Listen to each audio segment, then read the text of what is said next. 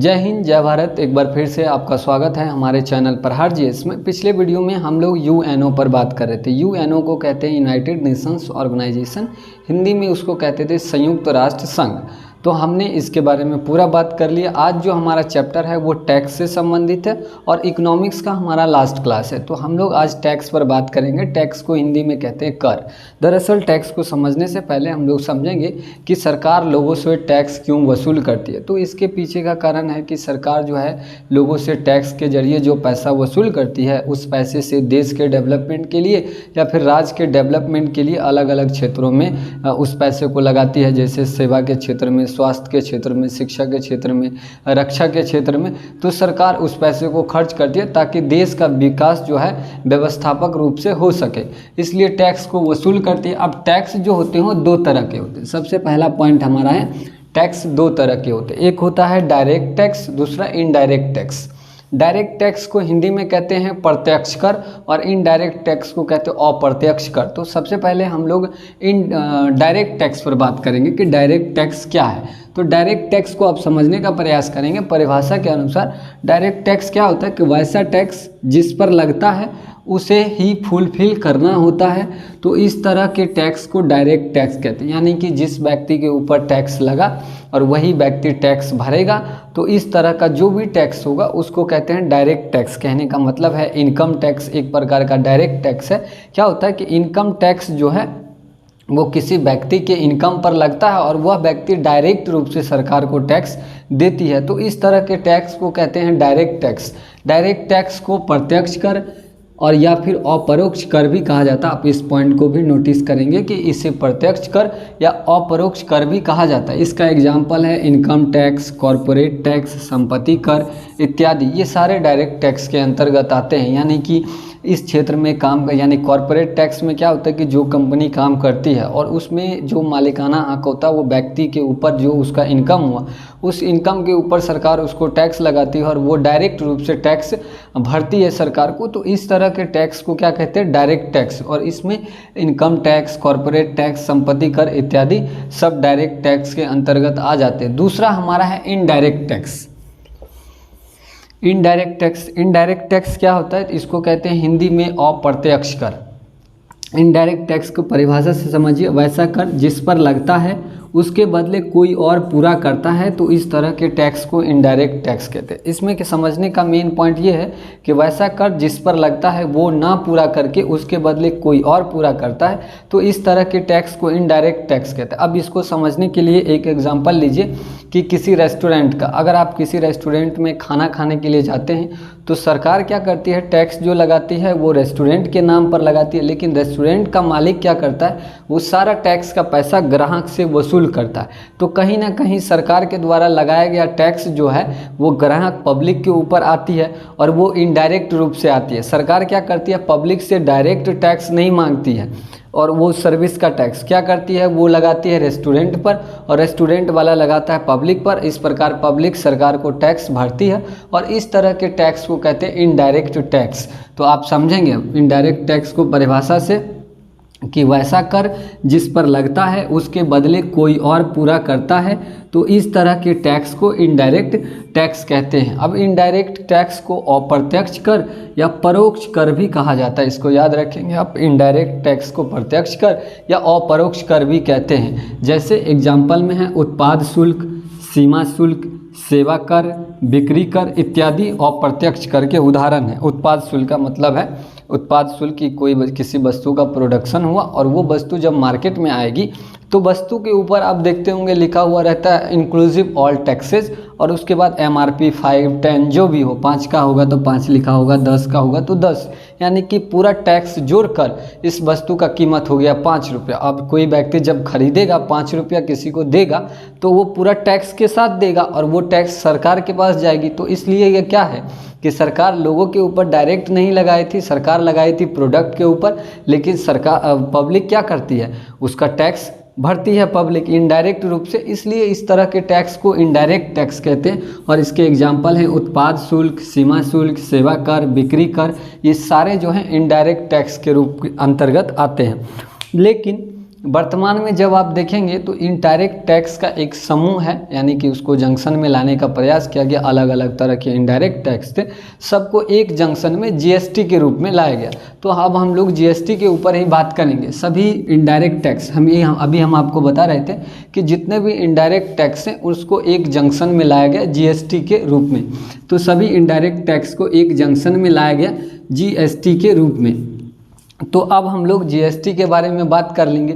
वर्तमान स्वरूप में टैक्स का यही नियम है और इसी नियम से सवाल भी पूछा जाता है कि जीएसटी कब लागू हुआ, कौन सा संविधान संशोधन था, किस समिति के सिफारिश पर लागू हुआ और इसमें किस तरह से इनपुट क्रेडिट काम करता है या फिर आउटपुट क्रेडिट काम करता है। तो इस सारे चीज़ों को समझेंगे। उसके बाद कंपैरिजन को समझना है कि पुरानी टैक्स और अभी वर्तमान में जीएसटी, इस दोनों में क्या कंपैरिजन है और इसके आने से क्या प्रॉफिट है या फिर क्या लॉस है, इसको हम समझेंगे। तो सबसे पहले आइए जीएसटी की बात करें। तो जीएसटी का फुल फॉर्म होता है goods and service tax. GST को कहते हैं गुड्स एंड सर्विस टैक्स। इसे 122वां संविधान संशोधन और 101वां संविधान संशोधन अधिनियम के तहत भारत में लागू किया गया। यानी कि जीएसटी से आप याद रखेंगे कि 122वां संविधान संशोधन बिल, यानी कि जो बिल लाया गया था जीएसटी को लागू करने के लिए भारत में, वो बिल था 122वें नंबर का। और 101वां संविधान संशोधन अधिनियम, यानी कानून जो बना वो 101वां संविधान संशोधन अधिनियम के तहत यह भारत में लागू हुआ। और यह एक प्रकार का अप्रत्यक्ष कर का समूह है। दूसरा पॉइंट यह है कि यह एक प्रकार का अप्रत्यक्ष कर यानी कि इनडायरेक्ट टैक्स का समूह है और यह भारत में 1 जुलाई 2017, आप इस डेट को याद रखेंगे कि जीएसटी भारत में 1 जुलाई 2017 को लागू हुआ विजय केलकर समिति के सिफारिश पर। एकदम पॉइंट टू पॉइंट विजय केलकर समिति के सिफारिश पर। जीएसटी में सबसे पहले हम लोग पढ़े कि फुल फॉर्म इसका होता है गुड्स एंड सर्विस टैक्स। और यह क्या है कि 122वां संविधान संशोधन बिल और 101वां संविधान संशोधन अधिनियम के तहत भारत में लागू हुआ। यह एक प्रकार का अप्रत्यक्ष कर का समूह है और यह भारत में 1 जुलाई 2017 को लागू हुआ। इस डेट को आप याद रखेंगे, पूछा जाएगा कि जीएसटी भारत में कब लागू हुआ। 1 जुलाई 2017 को लागू हुआ विजय केलकर समिति के सिफारिश पर। विजय केलकर समिति के सिफारिश पर भारत में लागू हुआ। और जीएसटी सबसे पहले फ्रांस में लागू हुआ था 1954 में। आप इस डेट को भी याद रखेंगे, जीएसटी सबसे पहले लागू हुआ फ्रांस में और 1954 में। अब क्या है कि दूसरा अगला पॉइंट हमारा है, भारतीय राज्यों में जीएसटी सबसे पहले असम में और तथा सबसे अंत में जम्मू कश्मीर में लागू हुआ। सबसे पहले असम में और सबसे अंत में जम्मू कश्मीर में लाया गया। इसके बाद जीएसटी को 3 भाग में डिवाइड किया गया। इसके बाद क्या है कि जीएसटी को 3 भाग में डिवाइड किया गया। जीएसटी को पहला है सीजीएसटी, उसके बाद एसजीएसटी और सबसे अंत में आईजीएसटी। अब इस तीनों में फ़र्क समझना है कि क्या होता है सीजीएसटी, एसजीएसटी और आईजीएसटी। सीजीएसटी को कहते हैं central goods and service tax, यानी कि केंद्र सरकार के द्वारा लगाया गया टैक्स। उसके बाद एसजीएसटी को कहते हैं state goods and service tax, राज्य सरकार के द्वारा लगाया गया टैक्स। और उसके बाद आईजीएसटी, इसको कहते हैं integrated goods and service tax. तो तीनों में फ़र्क समझना है कि तीनों टैक्स किस जगह लगती है और किस तरह से काम करती है। सबसे पहले सीजीएसटी को एक बार समझिए कि सीजीएसटी क्या होता है। सीजीएसटी और उसके बाद एसजीएसटी। अब क्या है कि ये सेंट्रल गवर्नमेंट का टैक्स है और ये स्टेट गवर्नमेंट का टैक्स है। अगर किसी वस्तु पर 18% टैक्स लगता है और कोई व्यक्ति 18% टैक्स भरता है तो उसमें क्या होता है कि 9% जो होता है वो सेंट्रल गवर्नमेंट लेती है और 9% स्टेट गवर्नमेंट, जिस स्टेट का वो व्यक्ति होता है उस स्टेट के गवर्नमेंट टैक्स लेती है। और इस तरह से क्या होता है कि ये दोनों टैक्स काम करता है, सीजीएसटी और एसजीएसटी। इसके अलावा एक आप देखते होंगे आईजीएसटी, इसको कहते हैं integrated goods and service tax. ये क्या होता है integrated goods and service tax कि ये जो अंतर राज्य यानी कि देश के अंतर 2 राज्य के बीच में जो व्यापार होते हैं और उस व्यापार पर जो टैक्स लगता है उसको कहते हैं इंटीग्रेटेड सर्विस टैक्स। इसको आईजीएसटी कहते हैं, integrated goods and service tax. तो जब दो राज्यों के बीच कोई व्यक्ति क्या है कि हिमाचल प्रदेश से कोई वस्तु खरीद कर ला रहा है और यूपी में बेच रहा है, तो इस क्रम में क्या होगा कि राज्यों के बीच में जो टैक्स होगा उसको IGST के अंतर्गत रखा गया। ये IGST से जो टैक्स लगेगा वो डायरेक्ट केंद्र सरकार वसूलेगी और फिर बाद में क्या करती है, राज्य और केंद्र सरकार के बीच डिवाइड कर दिया जाता है। तो इस तरह से IGST काम करती है। तो तीनों में central CGST central goods and service tax यानी कि केंद्र सरकार के द्वारा लगाया गया tax, SGST state goods and service tax, इसके अलावा तीसरा IGST integrated goods and service tax. तो आप इस तीनों को याद रखेंगे। इसके अलावा GST में 4 तरह के रेट हैं। अब उस रेट को एक बार देख लेते हैं हम लोग। टैक्स के 4 प्रकार के रेट हैं, यानी कि टैक्स का जो रेट तय किया गया वो 4 प्रकार के रेट हैं। उसमें सबसे पहला है 5%, उसके बाद 12%, 18% और 28%। ये 4 रेट है और इसी रेट के अनुसार लोगों से टैक्स वसूल किए जाते हैं। और ये रेट हैं 5%, 12%, 18% और 28%। तो आप इसको भी याद रखेंगे। इसके अलावा भारत GST लागू करने वाला 161वां देश है। इससे पहले 160 देशों में GST लागू था, भारत 161वां देश है जिसने GST को लागू किया। इसके अलावा सबसे लास्ट पॉइंट है कि शराब, पेट्रोलियम वस्तुएं, शिक्षा और स्वास्थ्य सेवाओं को GST से बाहर GST के अंतर्गत नहीं रखा गया है। शराब, पेट्रोलियम वस्तुएं, शिक्षा और स्वास्थ्य को GST के अंतर्गत नहीं रखा गया, बाकी सारे चीज़ों को GST के अंतर्गत रखा गया है। इसके अलावा नोट में हमने एक पॉइंट लिखा कि केंद्र सरकार और राज्य सरकार के बीच जो टैक्स का बंटवारा है वो वित्त आयोग के द्वारा करती है। तो आप इसको याद रखेंगे। और वर्तमान में 15वें वित्त आयोग का गठन हो चुका है, NK सिंह की अध्यक्षता में किया गया है और ये 2020 से 2025 तक अध्यक्ष रहेंगे NK सिंह।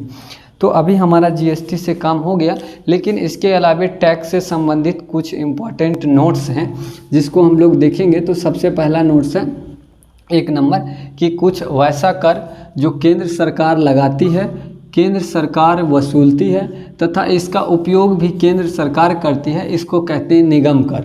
सवाल में पूछा जाएगा कि कुछ वैसा कर जो केंद्र सरकार लगाती है, केंद्र सरकार वसूलती है और पूरी की पूरी राशि का उपयोग केंद्र सरकार करती है, तो उस तरह के टैक्स को क्या कहते हैं, निगम कर।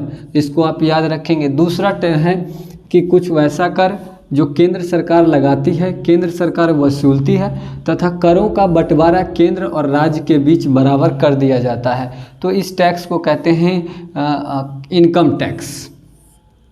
इस तरह के टैक्स को कहते हैं इनकम टैक्स, यानी कि वैसा कर जो केंद्र सरकार लगाती है, केंद्र सरकार वसूलती है तथा करों का बंटवारा केंद्र और राज्य के बीच बराबर बराबर कर दिया जाता है, तो वो इनकम टैक्स में इस तरह का रूल है कि इनकम टैक्स में क्या होता है कि केंद्र सरकार इनकम टैक्स को लगाती है और वसूलती है और फिर बाद में उसका बंटवारा केंद्र और राज्य के बीच बराबर बराबर कर दिया जाता है, तो इसको इनकम टैक्स कहते हैं। उसके बाद तीसरा, कुछ वैसा कर जो केंद्र सरकार लगाती है, केंद्र सरकार वसूलती है तथा पूरी की पूरी राशि राज्य को ट्रांसफ़र कर देती है, वो है रेल किराए का टैक्स। रेल किराए के टैक्स में क्या होता है कि रेल किराए का टैक्स केंद्र सरकार लगाती है, केंद्र सरकार वसूलती है और फिर पूरी की पूरी राशि राज्य को ट्रांसफ़र कर देती है, यानी कि रेल किराए जो व्यक्ति जिस राज्य का होगा उस व्यक्ति के ऊपर रेल किराए का टैक्स केंद्र सरकार के द्वारा लगाया जाएगा, केंद्र सरकार वसूलेगी भी और फिर वापस क्या होता है कि उस किराए का टैक्स क्या है कि राज्य सरकार को ट्रांसफ़र कर देती है। उसके बाद चौथा, कुछ ऐसा कर जो केंद्र सरकार लगाती है, राज्य सरकार वसूलती है तथा राज्य इसका उपयोग भी करती है, इसको कहते हैं स्टाम्प शुल्क। उसके बाद सबसे लास्ट में है कुछ वैसा कर जो राज्य सरकार लगाती है, राज्य सरकार वसूलती है तथा पूरी की पूरी राशि का उपयोग राज्य सरकार करती है, यानी कि लास्ट में सबसे है कि राज्य सरकार लगाएगी भी टैक्स, राज्य सरकार वसूलेगी भी और पूरी की पूरी राशि का उपयोग राज्य सरकार करेगी।